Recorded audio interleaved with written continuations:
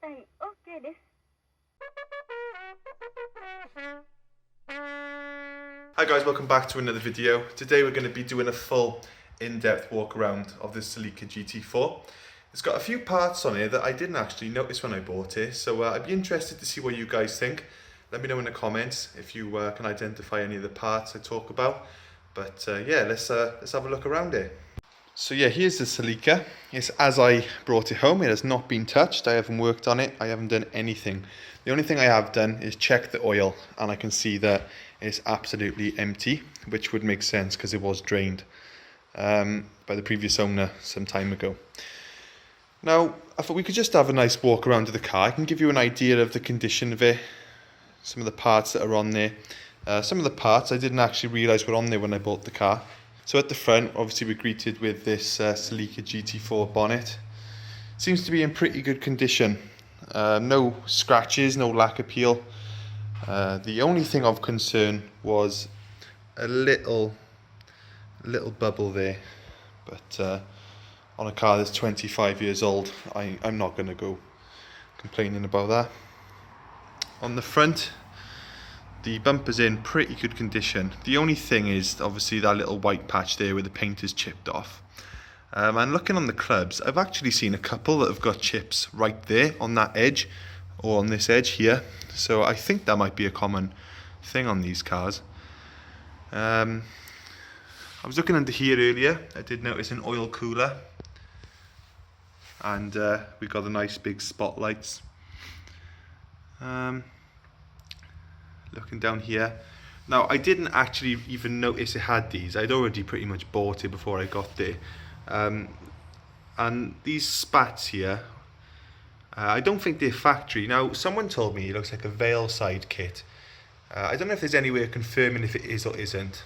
And these spats continue down the full length of the car. I think they actually look really nice. It does take away a little bit of the rally car look, but it gives you more of a sports car look, I think. More of a tarmac car look. But I'm not complaining. I like how it looks. And these wheels, I had every intention of putting the factory wheels on when I intended to buy this car. But looking at them in person, they've actually really grown on me.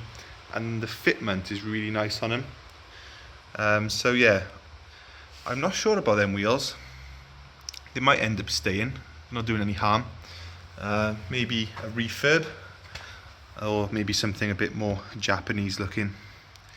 Now looking through here, the discs are in reasonably good condition, although they are obviously brown because they've been in storage. There's no major lip on them. And here we have the dual pot calipers, which are actually, I believe they're actually taken off the Toyota Supra, and they were like made to fit on this. I think that was from factory. So pretty big brakes for a car of this size. And then again, as we look down the length of the car, we can see these nice skirts. Now the only piece of rust I've seen on the whole car is this little patch here where the door paint has come off. Now I might be able to do something with that, but we shall see. It's obviously not stored outside, so it's not going to get any worse.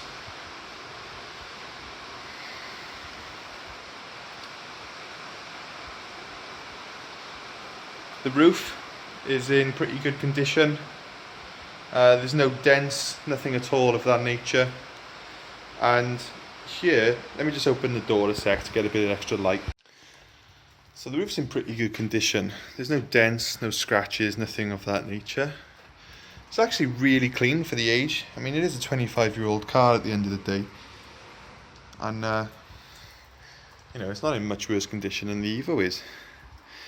Now, I've been told this is an extremely rare part. It's a genuine Toyota part, I think you can see there. I don't know what these are worth. Are they actually rare? Be interesting to hear what you guys have to say. I'm a bit of a noob when it comes to Celicas. I'm not an experienced Celica owner. And yeah, down the wings, no dents, really straight.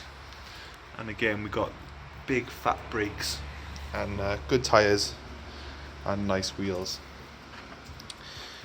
Now this wing, I was told that it was aftermarket, but looking at it, it looks like it is a standard wing. It's just got the GT4 riser blocks that have been painted red. And I do think this car's had a full respray at some point in its life, which is partially why it is in such good condition, I think. But you'll have to make your own mind up on that.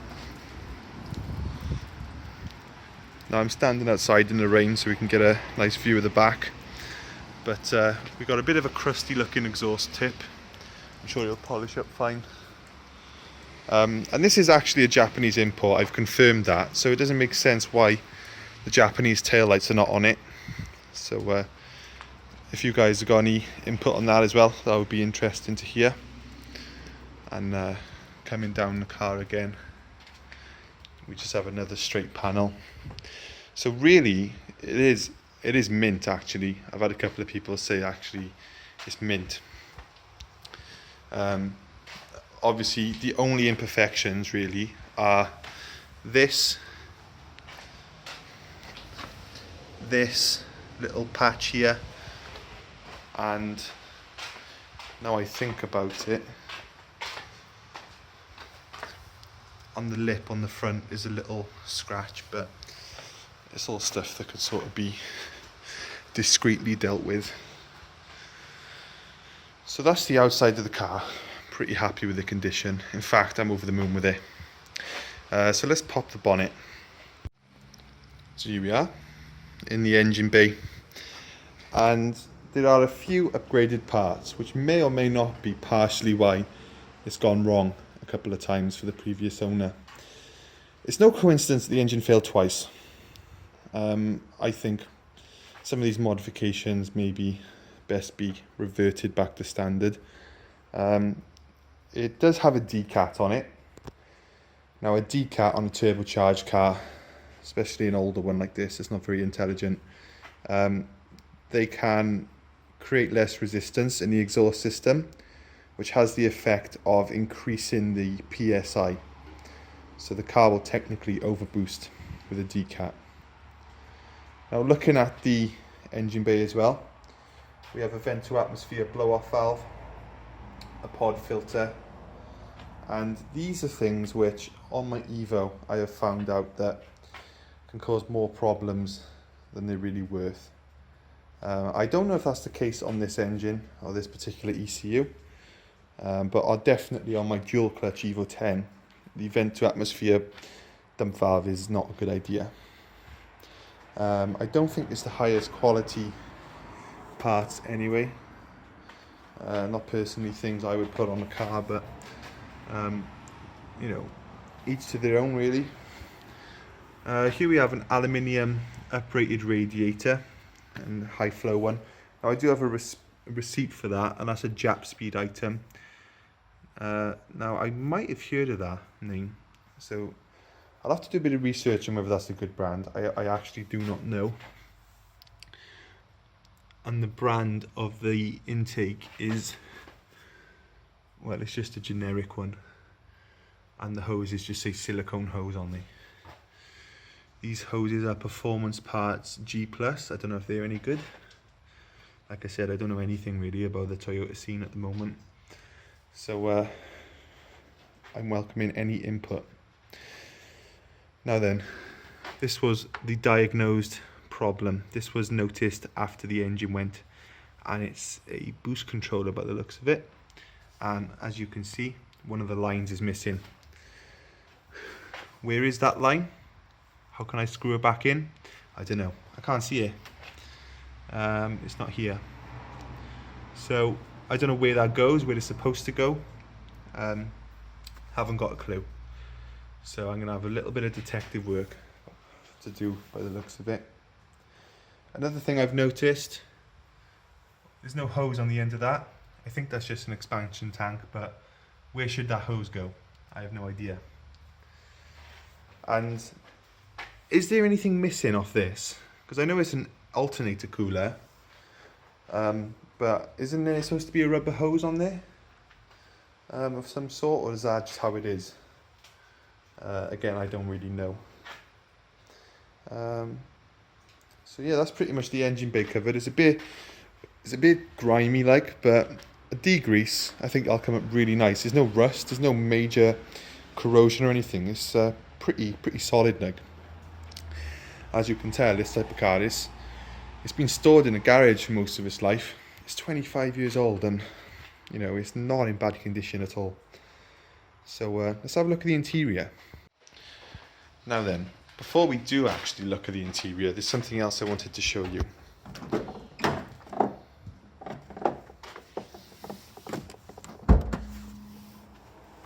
When I had the car, I noticed in the boot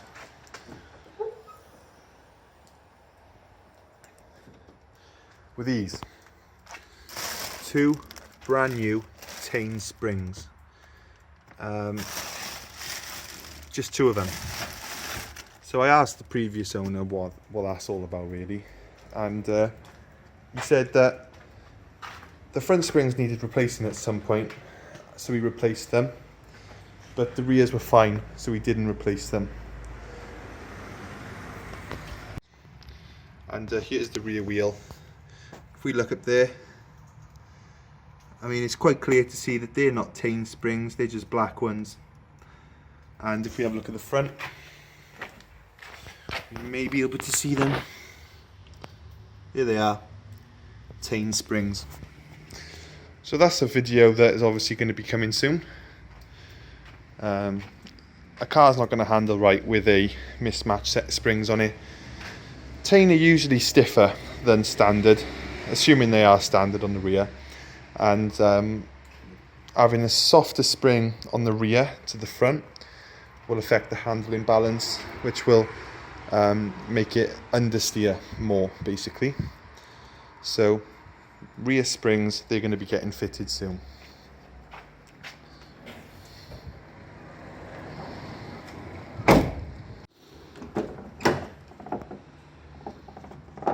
So yeah, here I am inside the car. Unfortunately, the radio was removed before I bought it. It was an aftermarket radio, so I might be replacing that for an original one. Depends how difficult they are to come by really. When I sent a friend of mine some pictures, he noticed that this store card here is actually an optional sound upgrade. That's a really rare upgrade from Toyota. But upon closer inspection, there isn't actually a speaker behind there. And if we look at this door,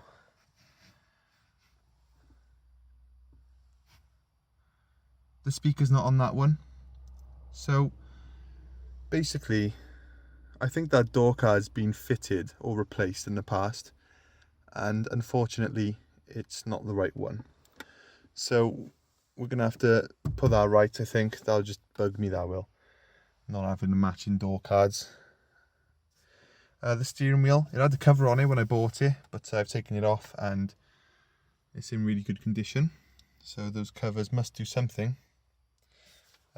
Shift boot's a bit manky, gear stick's a bit worn, but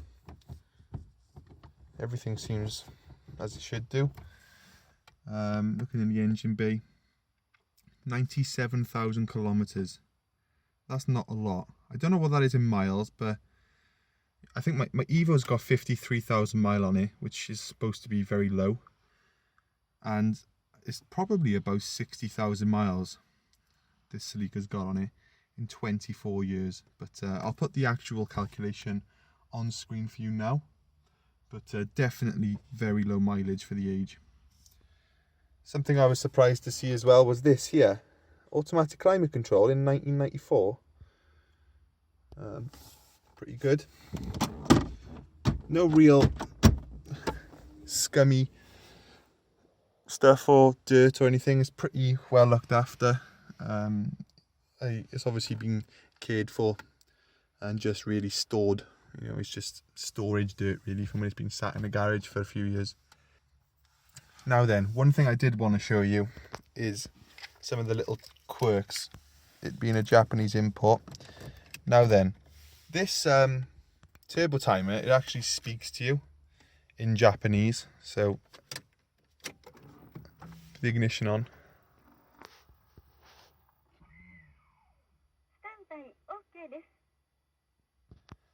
have no idea what it's saying. It's saying something.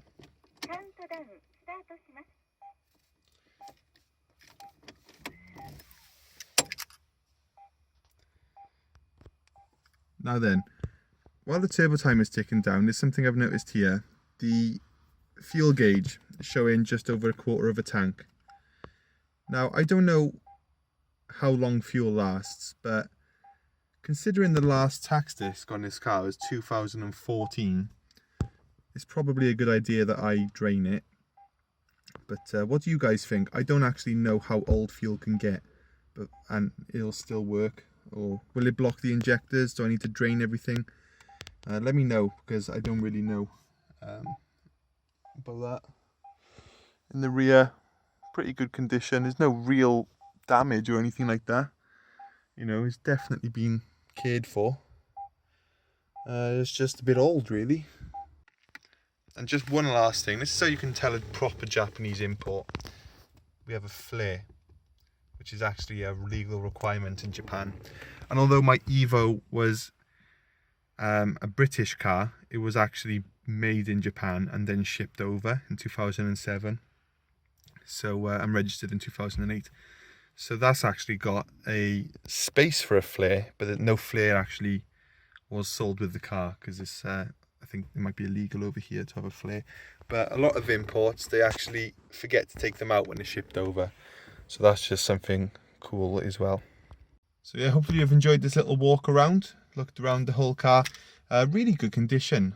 You know, I'm impressed. Like, it's dirty in places, not due to like a dirty owner, but just from being in storage. So it could do with a nice clean, obviously, and a bit of elbow grease. But you know, the car underneath it is in really good condition. And to be honest, it's in better condition than a lot of much newer cars I've seen. I'm looking at you, Evo, over there. So let me know what you think about the parts as well, because like I said, I'm a complete novice when it comes to Celicas at the moment. I'm the type of person that when I get a car, I soak up all the information. I just like go obsessed, and for like a month, I'm just going to be like bang, reading constantly. And within a month or two, I'll know the majority of the basics, really. But at the moment, I still don't know a lot about these cars. I'm still catching up to speed on them all. But yeah, let me know what you think of the parts. I don't know, the Tane kits, are the Tane spring kits good? I think they are, but I can't be sure. And also, I'm not sure how difficult it is to actually fit those rear springs, but that's definitely something that we can do in a future video, is put a full matching set of springs on the car.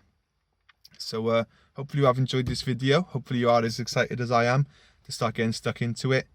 I was about to jack it up and start doing some diagnostic work, but I thought I'd better make a walk around video before I do that. So yeah, I'll see you guys in the next one. Cheers.